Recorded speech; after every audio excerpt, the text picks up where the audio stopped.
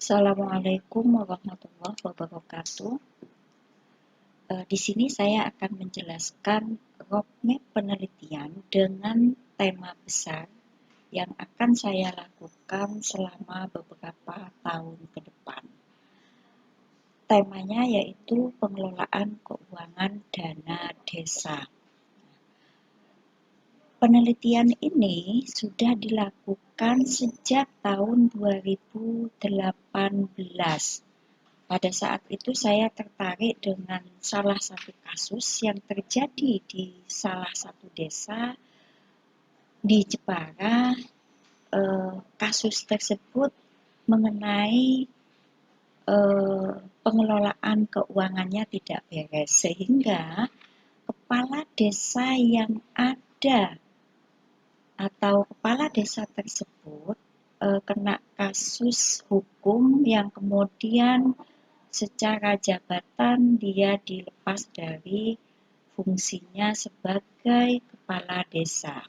Nah, penelitian ini sudah selesai dan keluaran dari penelitian ini ada beberapa. Yang pertama, 2 artikel ilmiah, 1 buku dan 1 HKI buku. Nah, apa yang terlihat di sini adalah artikel yang pertama.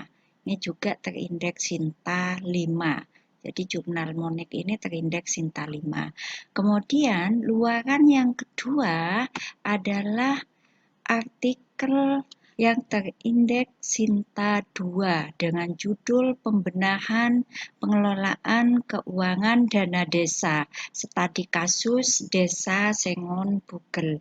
Nah, artikel ini karya saya yang paling fenomenal karena selain terindeks Sinta 2, citasi dari artikel ini sampai hari ini sudah ada 4 citasi. Nah, ini terlihat pembenahan pengelolaan keuangan dana desa. Artinya apa?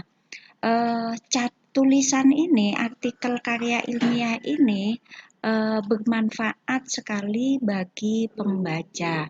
Nah, yang kedua adalah satu buku akuntansi desa. Nah, kalau saya cek di ISBN ini akan terlihat seperti ini. Jadi akuntansi desa ini pengarangnya ada 3, termasuk saya, ini nomor ISBN-nya.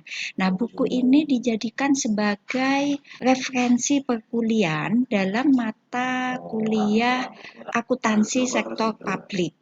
Nah, jadi ada subbab yang membahas tentang akuntansi desa.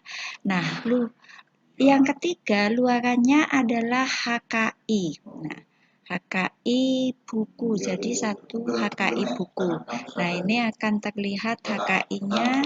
Jadi ini nomor surat pencatatan ciptaan, ini nomor dan tanggal permohonannya, penciptaan dan namanya ini ada Henry Agus Sulistiono, Jumaiyah dan kawan-kawan. Nah, ini 1 HKI. Artikel pembenahan atau penelitian ini sangat bermakna sekali dan karena adanya perbaikan. Nah, perbaikan dari mana perbaikan itu? Yaitu dari pihak desa, adanya penataan keuangan desa. Yang kedua, adanya dana yang diperoleh oleh desa ini peruntukannya tepat sasaran. Sementara manfaat dari penelitian ini sangat banyak sekali, baik bagi pemerintah desa maupun bagi pembaca. Nah, manfaatnya itu seperti buku tadi saya sampaikan bahwa buku tadi dijadikan sebuah referensi dalam perkuliahan akuntansi sektor publik. Nah, di dalamnya ada pembahasan akuntansi desa. Tahun berikutnya 2020-2021 saya melakukan penelitian tentang peran pendamping desa. Saya lihat peran pendamping desa ini kalau diteliti sangat menarik sekali. Kenapa demikian? Karena banyak kasus-kasus yang terjadi walaupun ada pendamping desa. Padahal pendamping desa itu mempunyai peran yang sangat strategis. Salah satunya adalah menjadi fasilitator.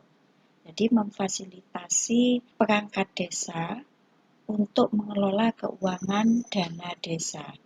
Nah, yang kedua, perannya adalah memotivasi. Bagaimana desa tersebut termotivasi dalam pengelolaan keuangannya sesuai dengan peruntukannya. Ketiga, membantu aparatur pemerintah. Nah, selain menjadi fasilitator, motivator juga membantu aparatur pemerintah. Misalkan saja pemerintah desa mengalami kesulitan dalam menginput laporan keuangan, maka bisa meminta bantuan pada fasilitator. Nah, selanjutnya mengawal pengelolaan dana desa. Jadi dana yang sudah digulirkan pada pemerintah desa, baik itu dana pusat maupun dana yang diberikan oleh pemerintah provinsi, itu bisa dikawal oleh pendamping desa. Selanjutnya menemukan potensi desa. Jadi pendamping desa ini tugasnya sangat mulia sekali. Salah satunya adalah menemukan potensi desa, entah itu potensi alamnya atau potensi SDM yang ada. Nah, yang terakhir itu membangun desa. Nah, karena tugas pendamping yang begitu mulianya ini, maka saya tertarik untuk meneliti yang saya agendakan pada tahun 2020-2021 saat ini sedang berjalan. Nah, rencana penelitian ini luarannya adalah satu artikel terindeks Sinta 2. Selanjutnya pada tahun 2023 saya mengambil tema tentang potensi sumber daya alam. Jadi apa sih potensi desa itu? Nah, itu bisa diteliti dan sangat menarik sekali. Kenapa demikian? Karena desa tersebut mempunyai banyak potensi yang dapat digali oleh siapapun yang akan atau yang bisa dimanfaatkan oleh pemerintah desa dan penduduk desa. Contohnya saja, misalkan potensi desa wisata. Wisata ini banyak variannya. Ada wisata pasar, ada wisata kuliner, ada wisata tempat-tempat yang tidak produktif kemudian dijadikan tempat yang produktif, wisata kerajinan, dan lain sebagainya. Nah, luarannya dari penelitian ini rencananya buku dan satu buah artikel internasional terindeks Scopus. Nah, pada tahun 2024 dan 2025 saya ngambil tema membangun potensi sumber daya manusia. Nah, kalau tadi SDA, sekarang SDM-nya. Jadi itu yang kita teliti, sejauh mana sih SDM yang ada di desa tersebut. Jadi kalau bicara SDM yang diteliti ini tidak hanya perangkat desa saja, tetapi terdiri dari beberapa unsur, misalkan tokoh masyarakat, tokoh pemudanya, kemudian tokoh perempuannya, pemudi maksud saya ya. Jadi pemuda, pemudi ini kalau ada potensi, kemungkinan besar desa tersebut bisa berkembang karena bisa membangun potensi-potensi yang lainnya. misalkan membangun potensi sumber daya alamnya. Rencana luarannya buku dan artikel internasional terindeks Scopus. Jadi satu buku dan satu artikel internasional terindeks Scopus. Pada tahun 2025 sampai dengan 2026, saya mengambil tema penelitian yaitu model perekonomian baru. Model ini saya ambil dari temuan-temuan penelitian tahun-tahun sebelumnya.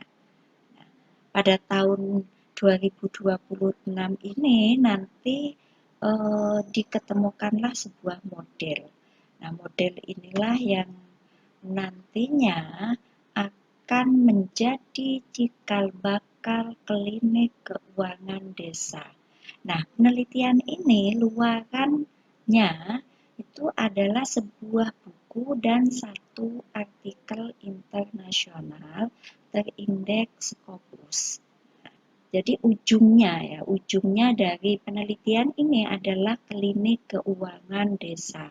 Klinik keuangan desa ini bisa dimanfaatkan oleh masyarakat desa, oleh perangkat, oleh orang yang membutuhkannya, bisa konsultasi di sini. Apa yang dikonsultasikan? Mengenai keuangan desa. Misalkan saja ada kesulitan dalam pengelolaan keuangan, bisa dikonsultasikan. Misalkan saja ada kesulitan dalam pelaporan, bisa dikonsultasikan. Atau misalkan desa ingin membangun potensi alamnya, tetapi tidak mampu, itu juga bisa dikonsultasikan. Kemudian ingin membangun sumber daya manusianya, tetapi tidak tahu caranya, bisa kerjasama dengan klinik keuangan desa ini. Nah, sehingga penelitian yang dimulai dari 2018 sampai 2026 ini bisa bermanfaat banyak bagi masyarakat desa ataupun orang yang membutuhkannya. Nah, itu sedikit penjelasan tentang roadmap penelitian dengan tema pengelolaan keuangan dana desa. Dari saya cukup sekian. Wassalamualaikum warahmatullahi wabarakatuh.